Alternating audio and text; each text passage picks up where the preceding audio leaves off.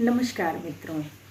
8 प्रकार की सिद्धियां जो हनुमान जी को प्राप्त थी वो कौन कौन सी थी और उनका क्या प्रयोग कर सकते हैं उसको जानते हैं। अणिमा, महिमा, गरिमा, प्राप्ति, वशित्व, प्राकाम्य और ईशित्व, ये 8 प्रकार की सिद्धियां हैं जिनको अणिमा, गरिमा, महिमा इत्यादि कह के लोग जानते हैं। अणिमा, महिमा, लघिमा, गरिमा, प्राप्ति, वशित्व, प्राकाम्य और ईशित्व, ये मिलाकर 8 सिद्धियां हो गई। तो ये जो 8 सिद्धियां हैं इनका प्रयोग कैसे करते थे और कब करते थे और हनुमान जी को ही क्यों ये सिद्धियां प्राप्त थीं, इसके बारे में जानते हैं। पहले ये जानते हैं कि इनका प्रयोग क्या, इनका मतलब है और कैसे इनको प्रयोग करते हैं।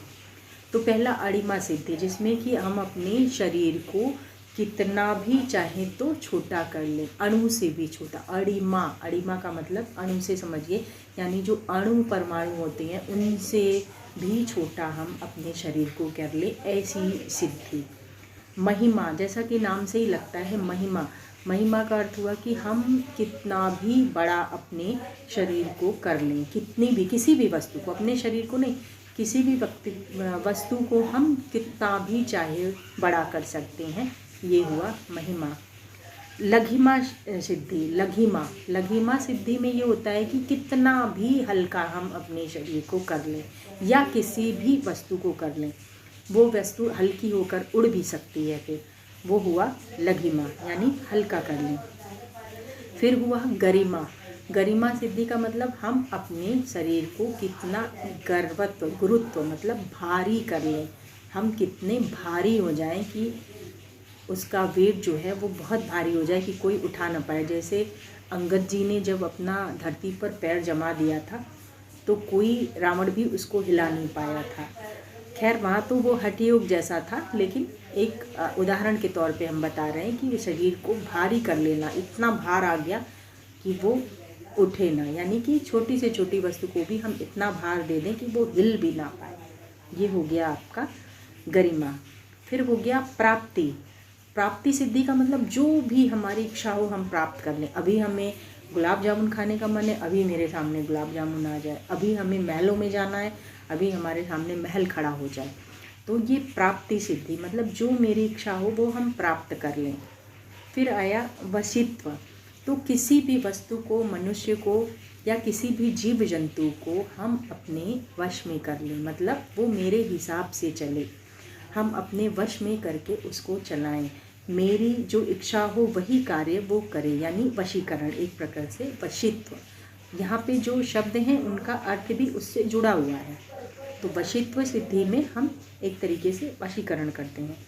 फिर हुआ प्राकाम्य सिद्धि।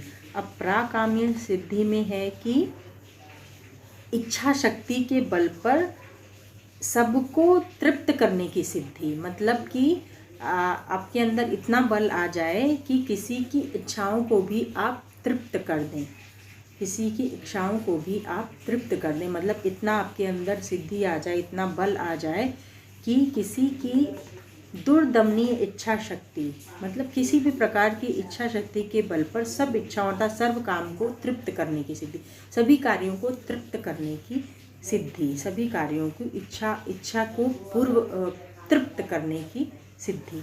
फिर हुआ 8वां हमारा ईशित्व सिद्धि। ईशित्व का मतलब हो गया कि सबका ईश बनने की, सबका ईश मतलब खुद ही ईश्वर हो जाए। ईशित्व सिद्धि मतलब स्वयं में परमात्मा, ऐसी सिद्धि कि लोग आपको ईश्वर के समान पूजनीय समझें, ईश्वर जैसी आपकी आराधना हो, उसका अर्थ ईशित्व सिद्धि।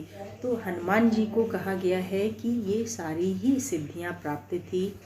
माता सीता जी के आशीर्वाद से सभी सिद्धियां उनको मिली थीं। और हनुमान जी के अलावा तो मुझे नहीं पता कि 8 सिद्धियां, बाकी बहुत से ऐसे लोग हैं जो सिद्धियों को प्राप्त करते हैं।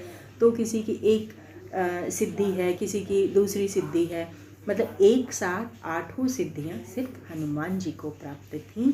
तो हमने आज आपको बताया कि 8 सिद्धियों का नाम क्या है और 8 सिद्धियों का तात्पर्य क्या है, वो सिद्धियां कब यूज़ कर सकते हैं, तो इस प्रकार से हमने आपको अणिमा, महिमा, लघिमा, गरिमा, प्राप्ति, वशित्व, प्राकाम्य और ईशित्व, ये 8 प्रकार की सिद्धियों के बारे में बताया, समझाया कि इनका प्रयोग कब करते हैं, इनका उपयोग क्या है, और ये सिद्धियां सिर्फ हनुमान जी को प्राप्त थीं। जय जय सीताराम, राधे राधे।